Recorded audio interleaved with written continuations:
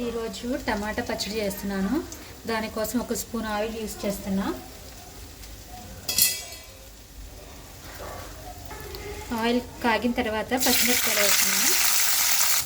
పచ్చిమిర్చి వేగిపోయినాయి. ఇప్పుడు నేను తీసేసుకుంటున్నాను. ఈ మిగిలిన ఆయిల్లోనే టమాటా ముక్కలు కట్ చేసుకుని ఇవి కూడా ఫ్రై చేసుకుందాం. చూసారు కదా వాటర్ ఎలా బయటకు వచ్చినాయో. మనం ఏమి వాటర్ వేయకోకుండానే ఇవే మగ్గిపోతాయి. మూత పెట్టుకుని కొంచెం సేపు మగ్గించుకుందాం. చూసారు కదా టమాటాలు కూడా మగ్గిపోయినాయి.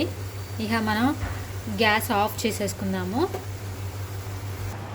మిక్సీ జార్లో మనం వేపుకున్న పచ్చిమిరపకాయలు,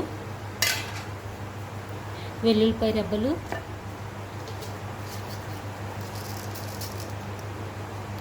హాఫ్ టీ స్పూన్ జీలకర్ర, రుచికి సరిపడిన సాల్ట్ వేసుకుని ఫస్ట్ ఇవి మిక్సీ పట్టుకుందాం. ఇవి మిక్సీ పట్టేసుకున్న తర్వాత మనం టమాటాలు కూడా వేసేసుకుందాము.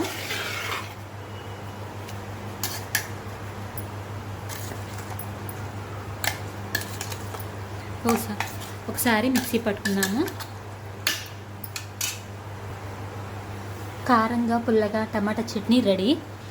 మీరు కూడా ఇలా ట్రై చేయండి. సింపుల్గా అయిపోతుంది. టేస్ట్ కూడా చాలా బాగుంటుంది.